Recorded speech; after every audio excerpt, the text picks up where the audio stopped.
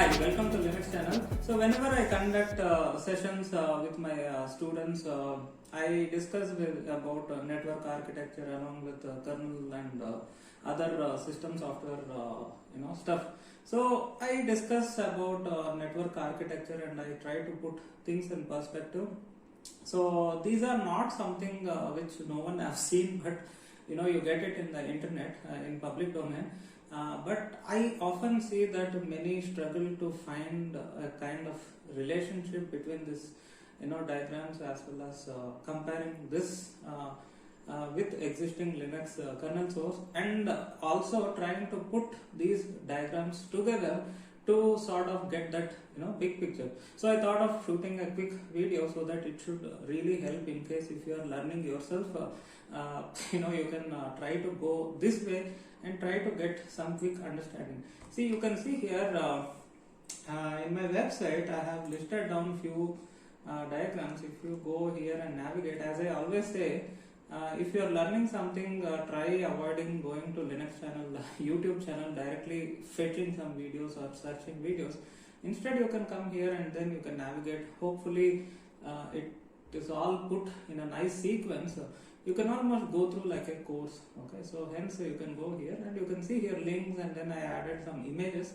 Within that, I have added Linux kernel software development and things like that. So this is various links, and similarly for diagrams, I have added somewhere over here. Hopefully, somewhere you can find. Let's go to these images, and you can see within the images you have various articles. So let's open one of the article, and you can see there this has been listed out here, and similarly in the images you can click here and you can see network stack architecture, and I listed various pictures which you find it in the public domain. See, you should understand these are pictures. You can see here I put original citation of that link. The reason I have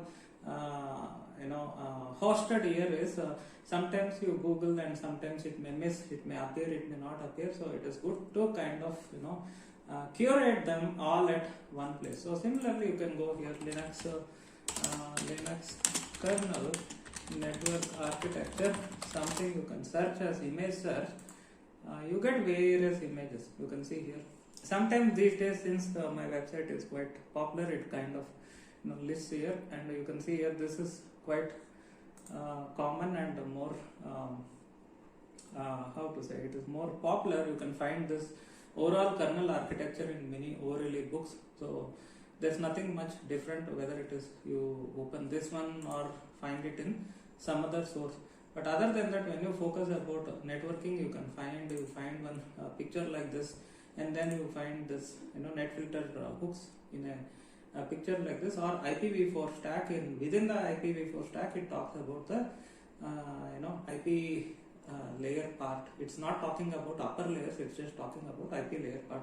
Similarly, if you come down, it will you may find also some picture about bridging. For instance, you can find here this is about this is again IPv4 stack, I guess. Let's just open the picture alone. Image in new tab. This is much smaller, or you can pick something else. You can see here similar picture. This talks about this net bridge. Okay, so it's bridging stack. So you get various pictures like this. So how do you kind of put together and learn? So one simple hack is just quite easy. You can assume this is your Linux kernel, and the address space is kernel address space. In the Linux kernel address space, you have the networking subsystem. So which is this picture. Unfortunately, there is something which the way they depict I don't like.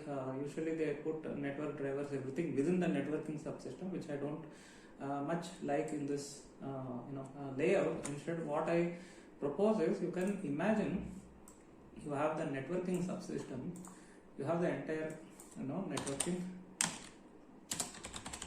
subsystem, and within the networking below the networking subsystem, you can think generally you have all the drivers, actually device drivers, and this include any device drivers. It can be sound card, graphics card, it can be even network interface card, it can be real physical hardware drivers, or any virtual hardware driver. So it can be any such device drivers. And in the networking subsystem, you can break down, you have some low level generic components. For instance, this netcore device.c / netcore device.c, similarly net and skb.c, all those files which are generic files. The unique characteristics of this entire red box is it is completely platform independent.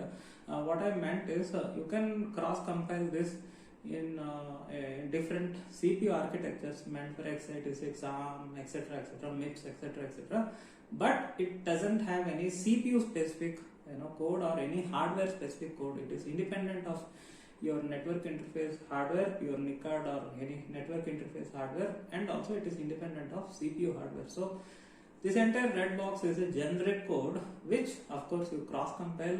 Suppose if you are compiling a kernel for Raspberry Pi, you compile and then it is going to Raspberry Pi, or if you are compiling for something else, you get it cross compile, or the native compilation like x86, you compile for x86 64 and then you install and it can work. So it is general networking subsystem. Sometimes you can imagine above is your sockets layer, which is the kernel side sockets layer. So you can think this is your sockets layer or framework, whatever you call. So this is the kernel source and in the kernel address space. So in that way, if you see here, let's start with this picture. It's a good diagram. See, generally you take this picture. Believe me, this is something very recently I discussed with few students and few sessions as I started initially about going with that stuff. Then again I thought this is something quite common, and I hope I can cover some episode like this. It should help. So you can see here this red box is nothing but net IPv4. So that is the folder files, and in that you can see here you can bifurcate. It's quite easy. You bifurcate this entire thing. Let me put it in different color. You bifurcate this entire thing. So this is So this is IP input.c. This is from IP input .c, that is a file, and then this is IP output .c, and in the middle is this IP forward.c. So this talks about only that, and it is not covering that upper layer, so such as TCP, UDP, and stuff. So it is only talking about the IP layer. So that again you can correlate. You go to this kernel source. As I say always, you can open this online bootlin, or you can also download the kernel source and open it in your favorite IDE editor. And you can see here you have this net IPv4, and you can see the files. In that diagram, it's generally showing some few important aspects because it is covering about this netfilter hooks in that green box, and then and you can see they have put a title as IP processing. And this thing you can bifurcate something like this. See this, you can bifurcate something like this actually. Okay. Receive interrupt, and this is this netcore core device.c, that is the file. Similarly here you can bifurcate.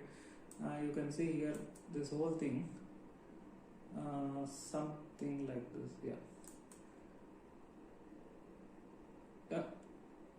Something like this. You can bifurcate this again as net core device.c. So device.c they put shortly as dev.c. So other than that, these are the drivers. You can see as an example they are showing these APIs. So say in this case they are showing this API.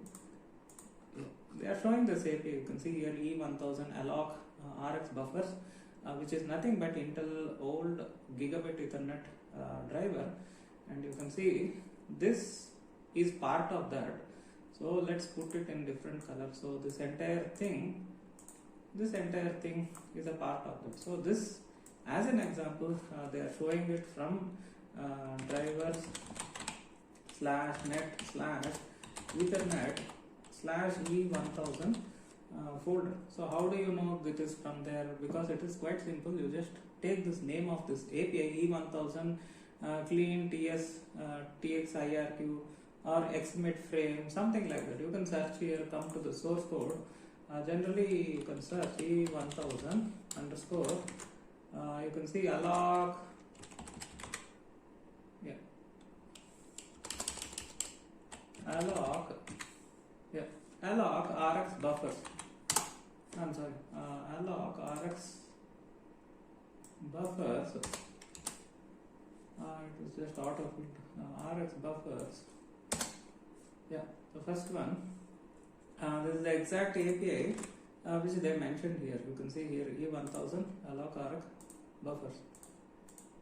Yeah, see there. This is the one, and this one is this API. And you can go here. You can see the source code or implementation of that. So this is the prototype, and this is the implementation. As an example, they are showing here. It's like you can substitute with any other NICA driver. In this diagram, they are showing how the frame is coming and converted into SKB instance.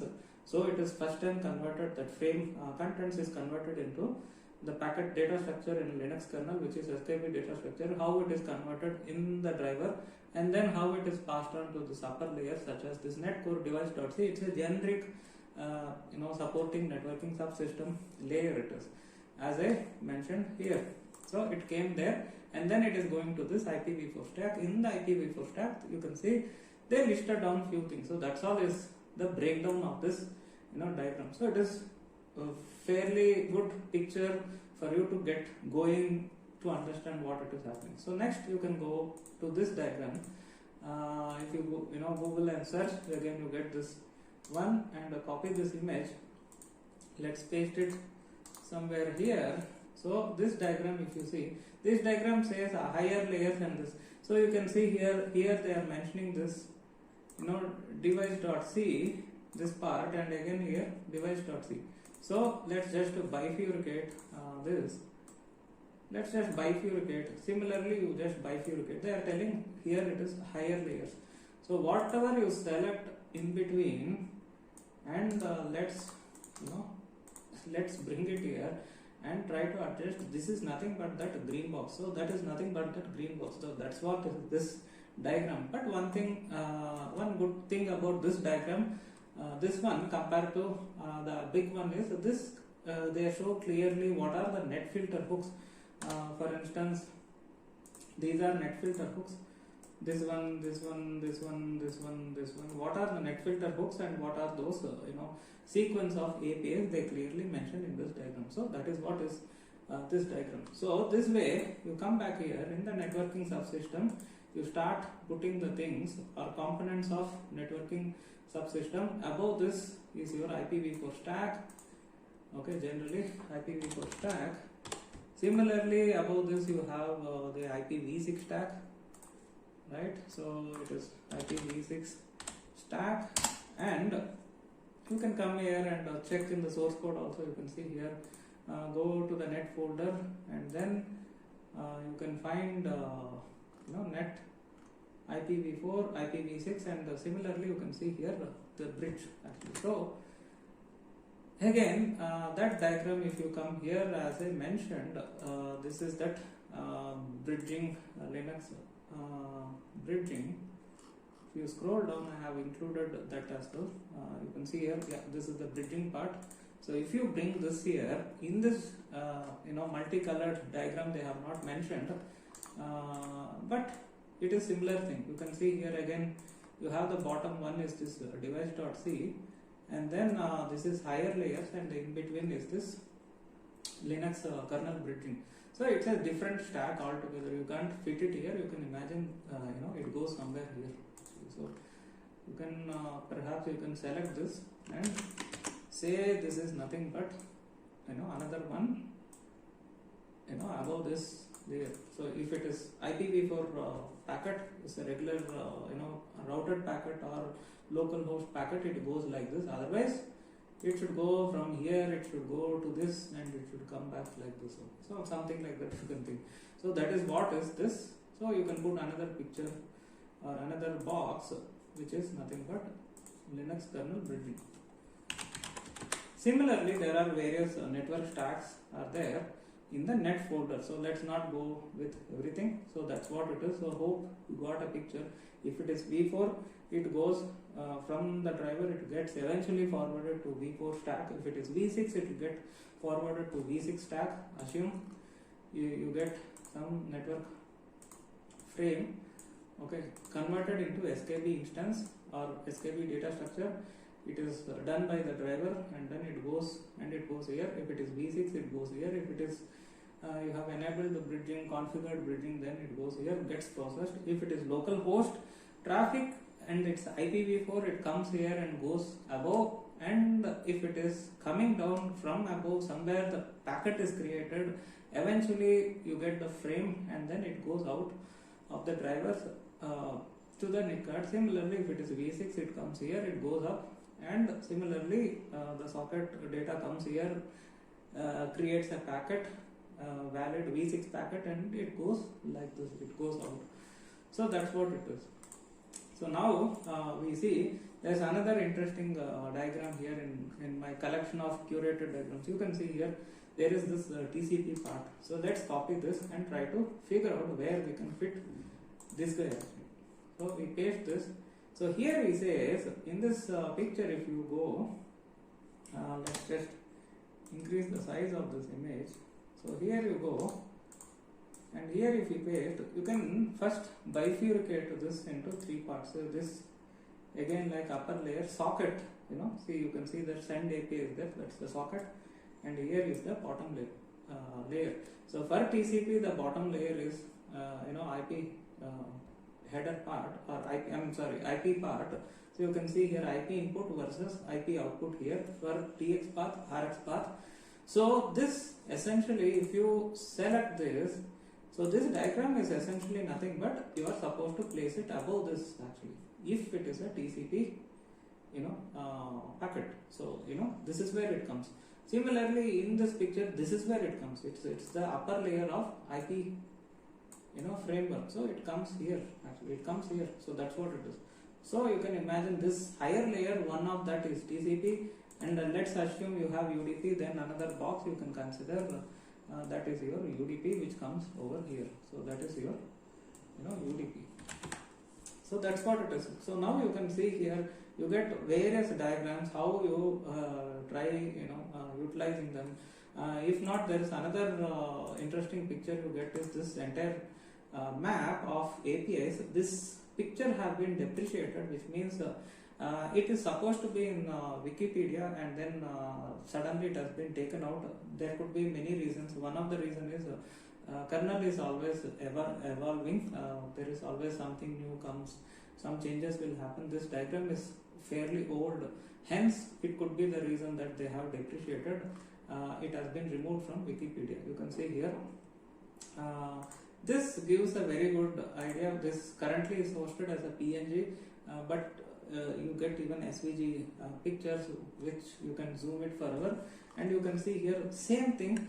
It shows the entire map. So you can see here netcore device.c, this is the RX path, then it is going from there to IPv4 stack, and if it is a local host, it is delivering up, and all the way it is connected to TCP, then it is connected to this sockets framework also. So you can see here, you can see read write such APIs here. So similarly, if it is a routed packet, it will get routed here, IP forward, and same way you can see the TX path. So this is also a better diagram because it shows even more API and modular module aspects actually, you can see here. So that is this diagram. So now hope you got an idea.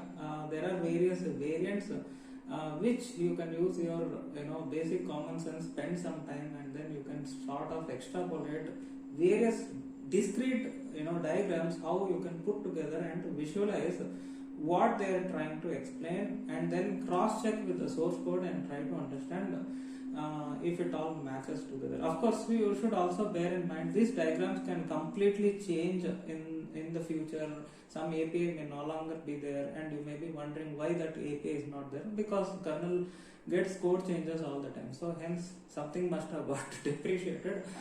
So anyway, you can use this diagrams as a reference. Hope this video helps you. You can go yourself, search something, find any diagrams like that, and try to understand what they are trying to say. And then there are different authors may depict in different ways. This diagram may depict in different ways. So try to understand what they are trying to do. Once you get that understanding, it becomes much easier to take advantage of these diagrams for your own